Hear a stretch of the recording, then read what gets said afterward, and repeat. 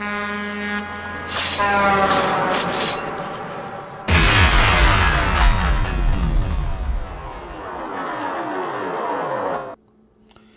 right, welcome back to another episode of the Slackadjusters podcast. I'm one half of the Slackadjusters, Tim Motivates, with my boy. Celine B. World. And we got a special guest today, Mr. J.R. Raji. He's our shipper in the hot seat today. What's up, brother? Hey, how y'all doing? Man, we doing good, man. How was y'all Real week? good. And my week was good. No complaints here. Just trying to make it through it. Okay. Yeah, same here, man. I literally just walked in the door before we hit the stream. I'm still out here in this truck, in the truck more than I would like to be, but it's a blessing. You know what I mean? It's a blessing. So, for those that don't know, man, Mr. J.R. Raji, he's a procurement manager for a chemical distributor here in Atlanta. But our personal relationship go back to what, maybe 5 years old, JR? Maybe 4? I would say we were younger than 5. Yeah, man. So I grew up knowing you. Yeah. JR was his mama and my mama was best friends back in the day. They still good friends. And as you know in life, man, people go to different schools, live on another side of town. But every time I get with JR, he's like that friend that when you get with him, you never miss a beat. It's like y'all never had that little time and distance, man. So I value this brother, and I'm ashamed to say that I had no idea that this dude was in the same career that I was in. You know what I mean? And he's taught me so much, and I thought it would be a good idea to bring him on the stream. And I'm glad you came on today, man. Salim, I've been yapping a lot, man. I guess we want to start with your college career. What did you go to college for, man? So I went to school. I went to Georgia Southern. I've been out of school a minute now. I graduated in 2010, but I got a degree in logistics and I got a degree in marketing. So okay. At the time, I'll tell you how I got into logistics. 2009, 2010. Mm-hmm. It was rough out there, and everybody said that people were getting jobs in logistics. I didn't even know what logistics was. Okay. I just said sign me up since everybody getting jobs out of college. So Yeah. I've been in it ever since, and it's just something I grew to love and like. Okay, that's what's up. Yeah. Well, go ahead, Salim. No, I'm saying that's good. That's awesome, man. It's a interesting field to be in, and it plugs and it lines right up for what we do. We're carriers. So if you, like you said, shipper in the hot seat, that comes from the title that we got here, and you're in the hot seat today. So a lot of listen, the big elephant in the room is carriers and owner operators want direct freight. Okay, we don't want to be dealing with brokers if we don't have to, right? Mm-hmm. So a lot of our questioning is going to revolve around that, and not just, and then we want to also dig into some of these myths that are always attacking brokers, when we know the main culprit is the shipper. You know what I mean? So so we want to get into it a little bit because do we know that? Well, we're going to try to answer some of those questions today. Yeah. And I think a lot of people don't understand this little merry-go-round called logistics. There's so many people involved. There's so many working parts. So one of my first questions is, so actually, was your first job in trucking? What was your first trucking job? Yeah, so my first trucking job out of college was Conway Freight. Now they're XBO Freight. That's my first job. I was a dock supervisor. So, I come from working outside. I come from, the bottom to get where I'm at now. So I've been in the trucking game for a long time now with multiple jobs and different titles and stuff like that. But yeah, LTL was my first job. Okay. That's cool. Was the goal always procurement? Man, just to be honest, as you grow and elevate and you know what you don't like, I wasn't with the manual labor working on the dock. So I've elevated to different jobs, and I will say, being in procurement probably is the best job that I have had. This is a work field that I want to stay in. Gotcha. Have you ever been behind the wheel of a truck before? Have you ever drove? No, I've never drove. A little bit before that, I did work at Penske truck leasing. I did that for about 6 months, where I just drove around and they lease 18-wheelers a little bit, but never got behind the wheel. Okay. I never really I don't even like driving my regular car. So y'all are some hard workers. Much respect. Y'all on the road 10 hours a day, so I respect that. And that's cool. I just knew it was something I couldn't do. Yeah, no, that's good, because I'm glad you're showing love to the truckers, because I wanted to ask you, did you ever have any bad experience with truckers? Because I know, and really, before I ask that question, do you ever come in contact with the truckers, or is your role more behind the scenes? So my role is behind the scenes. Current role right now, I'm behind the scenes. So I'm talking to, the CH Robinson reps, the RXO reps, or the Estes, the national account. So I'm negotiating millions of dollars of freight, trying to get my company the best deal. Hold on, man. I'm sorry. You gotta, Salim. Man, I'm about to take you off the stream. You're moving way too fast, man. You're moving way too fast. You're getting to the meat and potatoes. You ain't even had the biscuits yet, man. Hey, man, JR's a heavy hitter, man. He's not he ain't no scrub here, man. He's on the hot seat, man, and I'm trying to get down to the nitty-gritty. You know what I'm saying? Truckers want to know. Look, let's just let the man show his human side first. You sped right past the LTL side. I'm coming at him, dog. I'm coming at him. But to answer your question, right now I don't really deal with drivers. But as I said, I had multiple hats where I was a dispatcher at Saya LTL for a number of years, and there we go. Dispatching those drivers, and it's difficult when I'm like 25, 26, telling 40 and 50-year-olds what to do and how to maneuver. And, being a young black man doing that at the time was, challenging at the times. And also working on the dock, although I was a supervisor, I worked a shift, the break bulk shift. That's what we called it. Yes, sir. Multiple different, terminals would come into our facility downtown, and I would make sure that all of the drivers get back to their respective terminals with freight. So, dealing with drivers on that aspect, and these drivers 25 years in, they don't want to break no freight. They just want their loads and turn around. So it was a very, very challenging job. So I've dealt with drivers on multiple aspects of my job. So I understand drivers. I've never worked with owner operators, but just company drivers.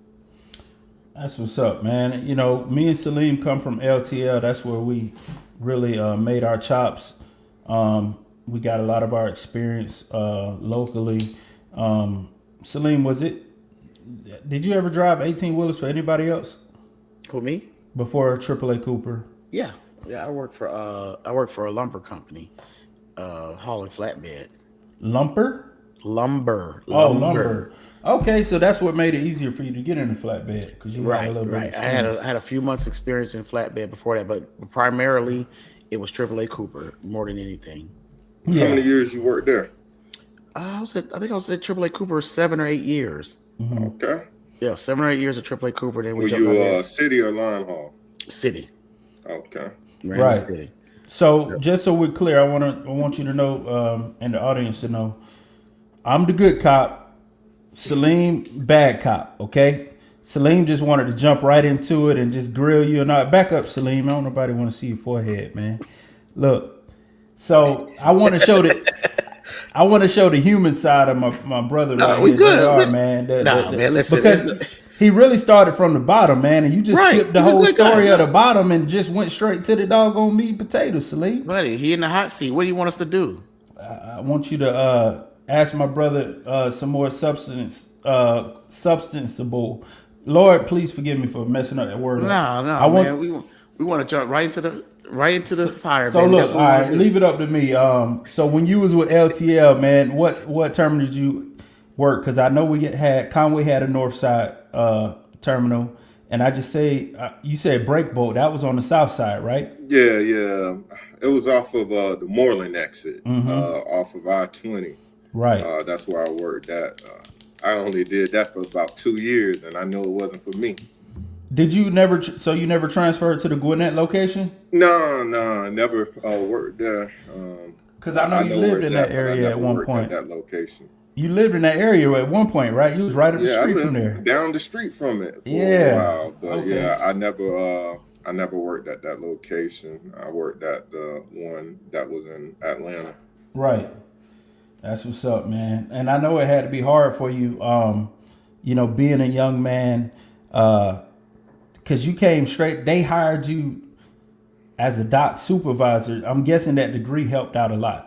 Yeah, so what they were doing at the time, and I don't know if they're doing it now. So, like I said, I worked at Penske about 6 months. It was just something part time. Then I got on at Conway, and they had this program called Management Trainee. So they let us college kids get in there, and Okay. at the time I needed a job, so I didn't even know what LTL was. I didn't know what I was getting into. Mm-hmm. They just hired me.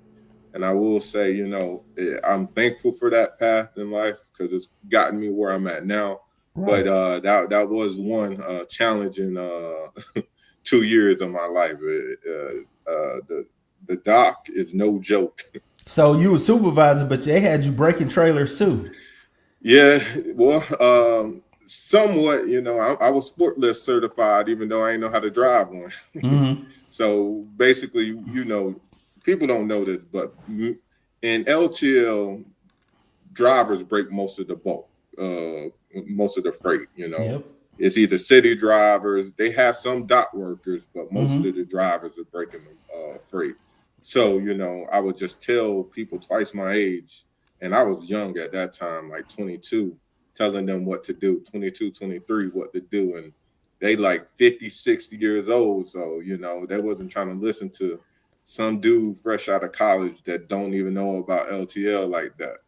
How did and Salim, you jump in here at any time, but based off of our experience, we've seen and we have challenged supervisors many times, especially after being out there for 10 hours or whatever, being on the clock 10 hours, and they say, hey, before you go, I need you to break this trailer. Now, how did you handle some of those drivers challenging you? Like, Man, at the time, so I was early on in my career, so it was difficult at that time. Telling, and if people don't know, the terminal downtown is in Atlanta, it's predominantly Black people, so it was definitely difficult. And like you said, telling people who been working long shifts that been breaking plenty trailers all day, it is not an easy job. mm-hmm. And telling them that they have one more trailer, so I always went with a respect aspect, and tried to tell them like, I don't really want to do this, but I have to. You got to go in here and break this last trailer before you leave. So it's definitely, you have to have a lot of tough talks with these people, because they want to get home. And in LTL, you never know when you're gonna get home. To be honest, when you got to clock in, but you don't know when you're coming home. You can have a 10-hour day, you can have a 12-hour day, and telling these people, that have kids and stuff that, this can and you can tell them to break the trailer, and you don't know what's in that trailer. The trailer could be messed up. Mm-hmm. So that you thinking it's gonna take 30 minutes, it could take hours if it's a messed up trailer. So definitely challenging. We definitely know, man. Did you ever win any of those drivers over? Man, some like you, some don't. Yeah. Not everybody gonna like you. Yeah, that's a fact, bro. And you could be the nicest, coolest person in the world. You could be the most fair person in the world, but you always got those people, man. They could be.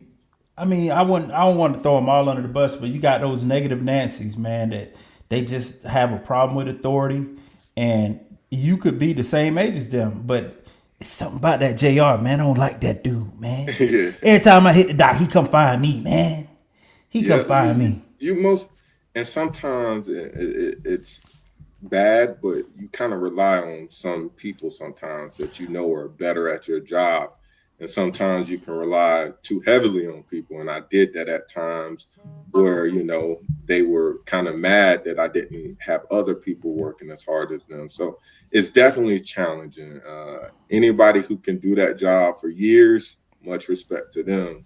Yeah. But you're not going to satisfy anybody, whatever you do. And, that helped me throughout my career to know that it helped me with have thick skin and all of that. So I will say, although I didn't like being a dock supervisor, it really helped me be who I am today in my career.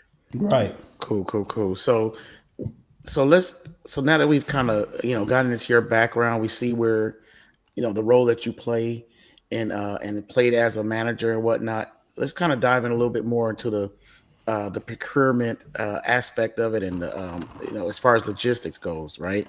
So, and what your current job places today, because I think a lot of our viewers in the trucking space want to know about, because we deal with a lot of people that are owner operators and business owners, right? So, what does that look like when you're passing out freight? You said you deal with a lot of the CH Robinsons and RXOs of the world. How do you feel about small carriers and or owner operators? What are your thoughts on that? Yeah, so I think that they're needed. Did you know that 95% of carriers have 10 trucks or less? Good stat. 95% of them. So Okay. it's always going to be a need for owner operators Okay. because carriers like Snyder, Swift, and all of those big carriers, JB Hunt, they're not giving my company their assets. They're giving them to Mm, Walmarts and mm, Home Depots and stuff like that. So most most carriers are own 10 or less trucks. So it's a very big need for you all. Every large company deals with brokers. You have to, Mm-hmm. because they can pick out the lanes that work for you. They go source the drivers, in particular areas, and they're making it work for your companies where we wouldn't have time to go find these smaller drivers. So it's very, very much needed. So every shipper is going to have deal with brokers. true. So there is. Would you say that there is an advantage to being a small carrier? Like what would be some of the advantages of being a small carrier? I mean, the large carriers, I think, in a way, can handle a lot of freight, but the small carrier, are they a little more personable? Can you communicate with them better? Are they, do they tend to get in there quicker and take value you more as a customer? Like as a shipper, tell me, how do you feel about the smaller Well, carriers? I What are the can just advantage as talk far as about advantages? more of the asset-based companies, like the smaller asset-based companies that we deal with, because I don't deal with the smaller carriers that own 10 or less trucks. Okay. That's generally with the brokers, but I do deal with smaller carriers that may have like 30, 40 trucks. And the Mm-hmm. advantage of them over brokers, that they can drop trailers. If we need a carrier in there the next day at 7 o'clock, they can arrange that type of setup for us. They are in geographic regions that we may need. So it just really depends on what we're needing. So it's very much, we have a mixture of asset and we have a mixture of brokers in our portfolio to make the business run. Okay. Mm-hmm. Yeah, that's good to know. And speaking about the brokers, that is that a lot of our I mean, I'm sorry, our viewers, and us, myself, we don't have a clear shot at shippers. All we hear is a broker telling us what that freight looks like, what the rate is, and stuff like that. Do you feel like shippers dictate the rate more than the broker does, or do the brokers have free range on typically the rates? So, it's all about the market, right? Okay. And 2021, y'all, the carriers, the brokers, We they were eating. dictated the rates. Mhm. Everybody got in the game at that time, but now it's a shipper's market right now. So it's on our side, Yeah. Yeah. and every company right now and are on a big push to save money. I mean, Okay. money tight. So, and I'm a little bit different than everybody, right? So, this is what I do personally. I don't try to get the cheapest rates only because if I get the cheapest rates, the service is going to be bad, right? Absolutely. So, we want the best, we say offer your best rates and service with it because, we'll tell our carriers that because we want to cover the freight. It costs us more money when loads are dropped Mm. because y'all drivers out here, owner operators looking for the best rates. Right. And if they're lowballing you guys, then you're not making money. They're not making much money. And I try from a perspective of making sure that I'm taking care of both us and the shipper, not just lowballing them. Us and the carrier, and just not lowballing them.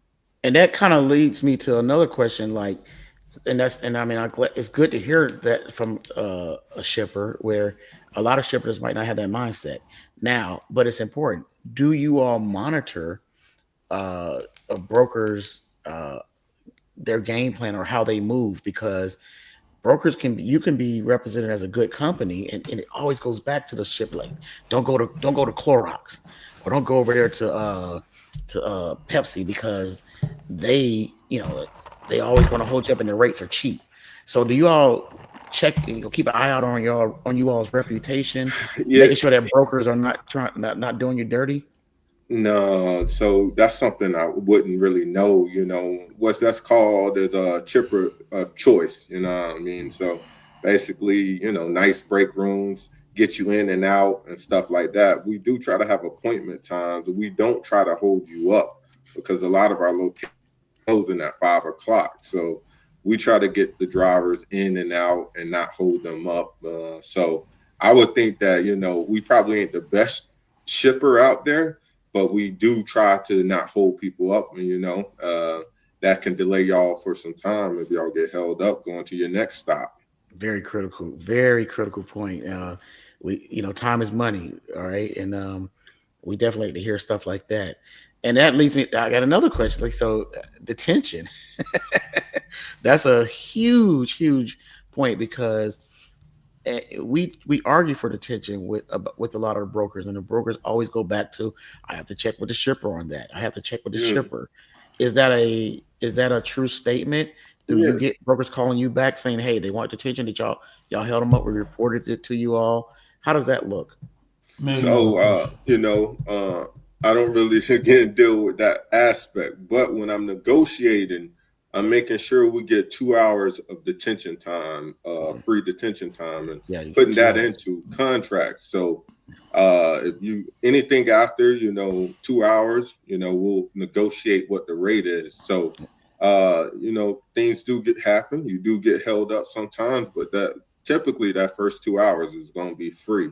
Sure. Uh, so anything after that, we monitor that when I'm talking to the larger brokers, how much we pay in detention. Then I feed and relay that message back down to our operations because we don't want to pay detention. That's like giving money away. And Sure. if we're paying detention, that means that we're being inefficient, and we're Hmm. not planning out and having the loads ready or the product ready. So we try to reduce those types of costs. So it's called accessorials. We're always looking at how much accessorial charges we paying out, and we Okay. want to reduce those as much as possible to save the company money. Okay. Okay. Okay. Now, I like to hear stuff like that, because it's a big issue. No one wants to get paid attention either. We rather have our time and move on to the next load. Detention is, the most point in most scenarios, is pennies anyway. But on the flip side of that, and this might not be big for your company, but generally speaking, if you can, what would be the best way for a carrier to make contact with a shipper? Honestly, that's a good question. Give us the That details, I man. We think want to know. We want the inside scoop, baby. I think that you got to talk to them. Maybe talk to the logistic managers and all of that. I've had several times where the carriers wanted to come in and undercut the brokers, right? Mm-hmm. And get in there. So it's all about building those relationships and talking to them. And it's a very, very difficult to get in my experience, but it's definitely possible. It's better to, have those relationships than the brokers, in my opinion. Give me. How do I make first contact? Give me the best way to make first contact. You're not standing When on you're going to when you're going to pick up or delivery, talking to people, getting to know who the logistics managers is, the people who doing that, and it may work for some smaller companies more right. than the larger companies Sure. because they're handling making most of the decisions with the smaller companies probably Sure. in house. Yeah. So basically, you want to ask for the logistics manager. Can I have the logistics manager's information and start from there? That's what I would do if I was in your role or calling, trying to get those connections with the right people to make sure that tell them what you can do and what your rate would be, because I'm sure that the broker's adding a little bit onto that. Mm. Mm-hmm. Can I jump in real quick? Sure, go for it. So, would you say the chips are stacked up against us, small carriers, when it comes to like 3PLs and correct me if I'm wrong, isn't it called like TMS system or something like that? A lot of these customers use. Yeah, TMS, transportation management system. Mm-hmm. So yeah, a lot of them use that particular thing. But even at my prior company, I worked for a sugar manufacturer where we had one smaller carrier. Yeah, about 5 or 6 trucks moving a lot of stuff for us in LA. So it is opportunity for smaller carriers. You would just have to, provide what your rates are, get your admin or something, and whatever the particular lane is, and update the TMS. It's really not difficult to update a function. The reason for the TMS, they want what we call check calls, making sure they know where it's at, where you're at, making sure you delivered and you do all of that, and that's how they are like paying you in TMS, making sure everything is moving. So it's a bit of tracking, tracing, being able to tell their logistics where it is. It's helpful on our side to see where things at for customer service, and it holds a lot of data. So TMS is something that's really important. Makes our job a lot easier having a TMS system. Okay, so basically, when brokers ask for tracking, brokers are looking for tracking on trucks. Brokers are making calls and trying to find out where the truck is every minute of the darn day. That's coming back from the shipper. Shipper wants to know that information. Yeah, shipper or the consignee wants to know that. Okay. So whoever they need to know where it's going to be coming in. They could be about to shut down their facility. You never know, or they are closing up for the day, or it's 100 different reasons that it could be. So yes, our customer service team needs to know where that freight is at. So that's why they're constantly tracking, constantly making you have these different apps on your phone to update stuff like that.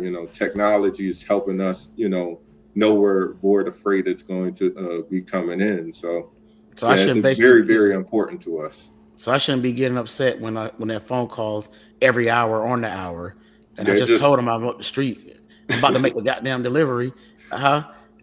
Hey, they just doing their job, man. Okay, They're just doing their job. Okay. Everybody have pressure on them, so everybody has pressure. Don't take it easy on these people, because everybody got pressure on them. Right. They need to get the freight there. Everybody got a job to do. That's right. So Nah, I'm with you. I'm with you. But you know that's the old saying is the shit rolls downhill, for the lack of better words. And truckers, carriers, small carriers, we feel like we're the shit. You know, like we get shitted on the most. Excuse my language. So the $1 million question here is there anything small carriers can do right now in this market to avoid cheap freight?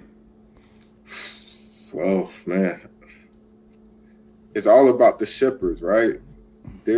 I'm telling you, these companies are really trying to look at their transportation costs, right? And I'll give you a scenario. What I've done once in my career, because we all have quotas, we all have to meet our numbers, right? Mm-hmm. So I was able to get a carrier, long-standing carrier, to reduce their rates over $100,000 on business, and they were doing $1 million plus of business. I got them to reduce their rates $100,000+ because the market turned from the pandemic. And I could have really went down, and I could go back to them now and make them go down on their rates, but that's just not my objective to do. I understand that these smaller carriers, because as a shipper, we can put y'all out of business by making sure that the rates are going down too low, and not even paying you guys on time and things like that. So Lordy. I really try to not I try to get my company the best rates, but I just don't try to go down and get them too low because I understand that people got to still eat. That's right. Hey, I like how you just keeping it funky with us tonight, bro, and you saying it so subtly. Yeah. You know what I mean? It's true. Like, I really can do that if I wanted to. It's just not my goal to do that. Like, Boy. we got a job to do, Mm-hmm.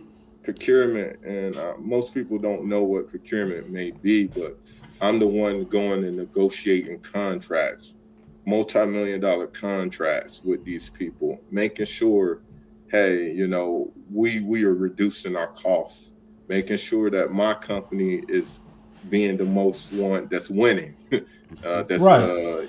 getting the best deals possible. So it is what it is, though. So for the people who, I'm gonna give the Google definition real quick. Procurement is the process of acquiring goods and services for a business. It involves identifying needs, finding suppliers, negotiating contracts, and ensuring that the right products are received on time. Sounds like $1 million title to me. So I got one more question for you. We're gonna take you out the hot seat and switch gears 1 second. We're gonna downshift, my brother, so you can loosen up a little bit. All right, so this one ain't so bad. What type of materials do you study to do your job better? Oh, I do a lot of different. I read a lot of different things like Freightways. Have a Mm-hmm. lot of different articles, so you got to stay on top of what's going on in the market. A lot of these companies like C.H. Robinson, Echo, RXO, they all have like market updates.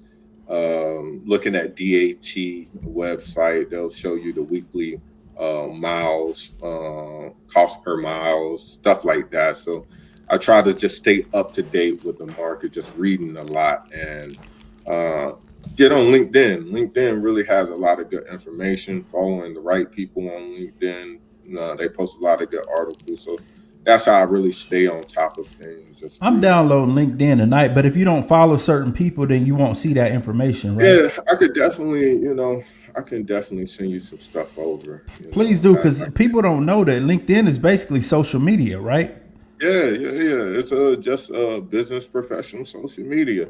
There's a lot of good information on there, and a lot of different things that aff- affect our everyday lives that you can find on there, like articles. So I would just suggest everybody, to look in on things. And a lot of different things affect, trucking. Yeah. When we think about one of the major things that may be a good thing for you guys this year, I don't think it's ever going to be like 2021, but I do think it may be some projections of rates going up year over year compared to last couple years. And with these tariffs, all these companies are trying to ship, before they are implemented in here. Mm-hmm. So that's going to drive up the rates for a little bit. That's what I'm thinking. I may be wrong.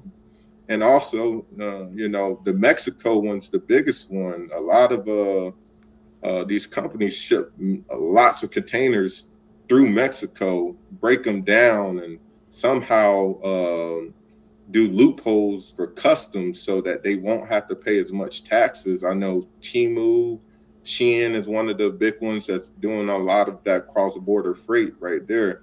And if it has to come through the U.S., that means that rates probably are going to go up when, everything that you wear is coming on a truck. Every single thing in your house would been on a truck or at least once. So, Yeah. It's definitely very important. I just don't think that it's going to be at, the 2021 or 2020 rates, but things may become more steady, as more drivers drop out of the industry. Only the strongest surviving right now. So the Yeah. more that drop out, because everybody heard that y'all was making a lot of money in 2020 and 2021, and a lot of them can't afford to go on, so they exit in the market. As more drivers exit the markets, that means that demand is going to go up because there's not as much capacity. So that those are some of the things that may look forward to for you guys. That's good insight. That's real good insight. I appreciate you sharing that with me, man. As far as that, I'm glad you mentioned the tariffs because, we got so much to talk about in a little bit of time. That's a very important thing that a lot of us aren't really talking about. At least we haven't talked about it on here yet. But I appreciate you sharing that with us, man. So Salim got one more hot seat question for you. One more hot seat question. And are you all incentivized in any kind of way? Meaning, do you all get bonuses based on how well you do? You did mention about you saving money, $100,000. You saved a company. So how does that look for you all as a?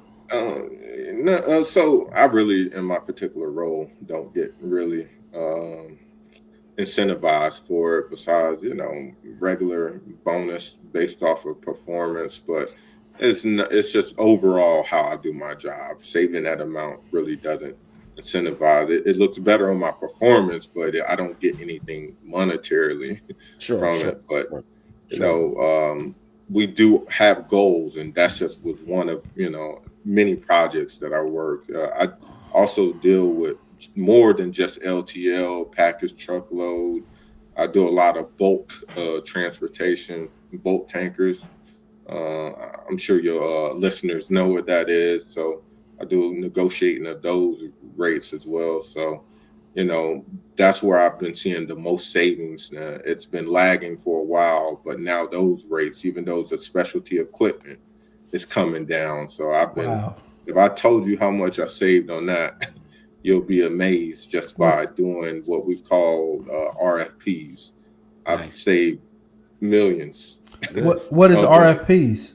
Request for proposals. So that's when we go out to the carriers, and this I'll talk about it from your type of situation. We'll go out to bid. So we say we have 100 lanes from Atlanta to let's see, Charlotte or something like that, right? We'll just come out and we'll put it out to about 8 different carriers, and the brokers will reach out to you guys and say, hey, I got this, what rate can I give? You probably have multiple carriers reaching out to you because a lot of them use the same carriers. I'm sure y'all are signed up to multiple different brokers, and they're going out and trying to get the best rates. So times when several carriers will reach you out. So the more carriers you have in there, you drive up the rate for yourself. That's what I've learned in the past. But I do a lot of requests for proposals, RFPs, and that's where I'm able to get better rates than what we had because the rates are, with pandemic rates, or the market just turned. When the market's on our side, we go out for RFPs. When it's not on our side, we're trying to hold those rates as long as possible. Keep it real. Keeping it real, son. And the words of Dirty Bastard. Mhm. I know you have a heart out at 9:45, but can we get 5 more minutes to talk Yeah, about yeah, your, yeah, your yeah, yeah, personal yeah, yeah, yeah. business? Yeah, most Um, definitely. Before we get into your personal business, what you're doing outside of trucking. I guess my question was, I guess truckers watching this would be really upset if we didn't ask. Um, and you probably already answered this. Is there any hope for small carriers this year in 2025? I really don't know, like, if these What, terrorists come to based off of the trends fruition, you're seeing, based off of the and trends you're seeing? people are saying the freight recession is over. That's what some people are saying. Some people are not saying it. But I can tell you this, the rates are going to be better than last year from the trends that I've seen so far. Is it going to be a lot better? I can't promise you it's going to be a lot better, but I think it's going to be better than last couple of years. And that goes again, the more people that exit the business, the less capacity is there. And that's when the demand is going to go up for you guys. So just unfortunately, you got to hope that a lot of people quit.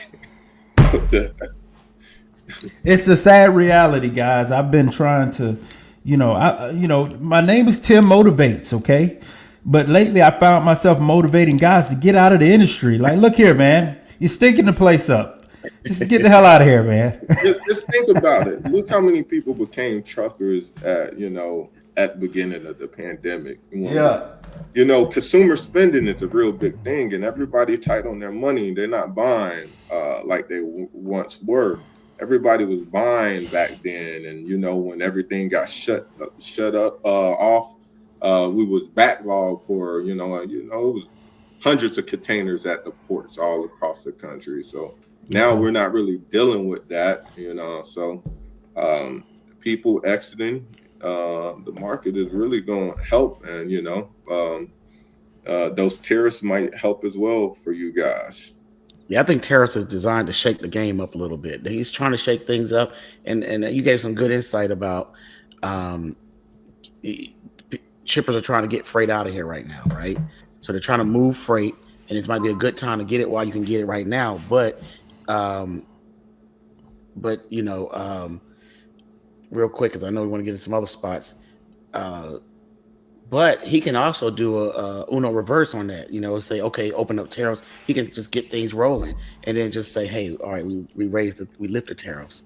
He can make that call if it makes sense for the economy. So Are tariffs good for America right now, JR? I really don't know. To be honest, I try to stay out of politics at this current Well, you time, need to but go ahead and I run really for don't know. something. Go ahead Yeah, and run for public office, man. no. give it to you. So, to be honest, I don't even look at the news, man. I just try Yeah. to get my mind away from that type of stuff. So I really don't know. But from certain people, it depends on what side you're on. Certain people say it's good, certain people say it's bad. So it really is on what side, political side you're on. So, you know, I really don't know how to answer that question. Well. Let's kind of move away from that because you got some other things that you kind of got going on here. So I hear that you have your own clothing lines jumping off, and how will tariffs affect that? Because everything So comes in on a container, doesn't it? Well, just all my tell us about your clothes. clothing line. Tell us about Yeah, it. so it's a traditional Nigerian clothing. So I'm half Nigerian. My dad's Okay. Nigerian. So yeah, I like that, the Yeah. Africa. So what it is, we really want to allow Americans to have access to our clothing brand, right? Okay. So Okay.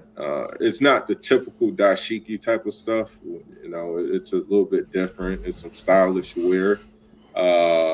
And we're just trying to let everybody know it's okay to embrace the culture. We want everybody to wear our clothes. We want everybody to be comfortable. So it's a more of a fitted type of feel, and quality clothing. So definitely, if you get the opportunity, go to our Instagram, traditional trims on IG. Just check us out, our www.tradtrims.com. Yeah, and just check us out. We've been doing it about 5 years now. Yep. And everything handmade in Nigeria of quality, where we give back to the communities over there. So, making sure that we employ people, and people don't understand, it's really hard in these third world countries, really be thankful for being American, because it's a lot of people out here struggling and would love to be here. So we try to give back to those people and ensure that we give them a good wage and all those things. So you don't mind a little cultural appropriation, do you? Oh, that's what we need to do. We need to make sure we're all Black, right? Okay. And I'm American. My mom's American, Black American from South Georgia. My dad Nigerian. So I see both sides of different the things, between Africans and Americans. And I love my people, and I just wish we all could just support each other and all welcome each other. So I really have no problem. I want everybody to appreciate the culture and be able to see themselves in our clothes. And once you get the quality, once you see yourself in it, we make it for all shapes, body sizes, height. We don't discriminate.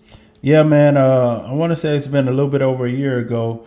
I ordered a custom piece with my brother and his company, and they tailor you from your ankles to your neck. Did you measure my big neck? I know you measured my big back. Yeah. We can make sure it fits any and every body. We try to cater to, because not everybody the same body style. So we want to make sure it fits you and fits you comfortably. Y'all, we're gonna link the description to his clothing line inside the description. And man, I know we ran over on time a little bit, but if we could have you back on a part 2 one time soon, because I'm sure people want to. I'm sure some things we didn't ask. Everybody in the comments, if there's anything we missed that you guys want to ask JR, you could put it in the comments below. And you can also maybe just reach out to him. Do you want to put your IG out there or anything like that? Or RAJI.IG, and you can find me on there. And, okay. If you need any bespoke type of traditional clothing, I don't really talk about trucking on my IG, so I'm all about my professional. I'm all about my outside business. Yeah. And what's funny, Tim didn't even know that I was in the industry, because I don't talk about it outside of work. I reached out. Turn it off after 5 o'clock. I respect that, man. And a lot of people that I associate with, like, during the day, during my trucking day, they get offended that I don't answer the phone after hours or on the weekends, because I don't want to talk trucking. You my trucking friend. You ain't my real life friend. If y'all seeing this, we just trucking friends if we don't talk on the weekends. I'm sorry. But JR, man, I really appreciate you coming on tonight, man. And you just had a baby recently. Congratulations, man. Appreciate you. How does it feel being a new father? Hey, man, definitely. I would just say, man, shout out to all of the good parents out there. I really didn't know it took that much work. So we got one here. I really respect that. You got one right so there. It's a lot of work, but it's getting easier. So I'm really enjoying it. Well, we got one right there at the bottom. We talking about you, man. You're a good father, man. There's no how-to book on raising kids. You just take your life experiences, what you thought was valuable and what you thought wasn't so valuable, and you mold that into your little loved one. And guess what? You might do things differently with the second one. You might do things differently with the third one. Don't be like Salim, because that boy, he was hard on his children. How many you got? Yeah, I got 4. Okay. Yeah. Yeah. So I was beating butts everywhere we turned. Nah. But no, they could. And I used to talk them to death. I didn't have to discipline my kids with the hands. I just talk them to death. They wish they was had their butt beat. So, but that's a beautiful thing, man. It was boy or girl. Girl. Cool, man. I'm debating if I want another. We want another. You gotta have more, see. man. You can't have just one. I say minimum. Don't put no cap on it. 3 minimum. Oh no! Yeah, not in this economy. Not in this economy. Oh man! Hey, what you talking about? You a major shipper out here in Atlanta, man. Don't let money. I can really take care of myself, buddy. Don't let money do that to you, man. Nah. Get them kids, you know, brothers and sisters. real I wouldn't know talk. what I did if I didn't have brothers and sisters. Boy, I'd be miserable. What we're thinking, most likely just 2. We don't. Both of us don't want more than 2 kids, so we know that's what we can manage. Like, it takes a lot to have more than 2 kids, in my opinion. And we don't want a minivan, so we'll keep it at 2. There's always an Escalade, brother. We appreciate you, man. Them new Escalades, $150,000. You got to get the V, baby. You got to get the V. Hey, I don't care if you got 10 kids. You pull up in that Escalade V, you the man. You the man, dog. All right, bro. But look, JR, we appreciate you having us on. We appreciate you being on the show with us. This has been another episode of Slack Adjusters. We're gonna have Mr. JR back again. Y'all support this man in his business. I am a connoisseur. Well, not a connoisseur, but I am a consumer of the brand. It is great quality. They take good care of you, and for that stuff to be coming from Africa with the specs of your body, it came quick. It came quicker than I thought it would. Now, Trump tariffs might have something to do with that, but he gonna let you know. All right, that's it for tonight. Salim, you got any last comments? That's it, man. I appreciate you coming on, bro. All right, JR, we appreciate you, man. Y'all have a good night. All right, peace. Peace.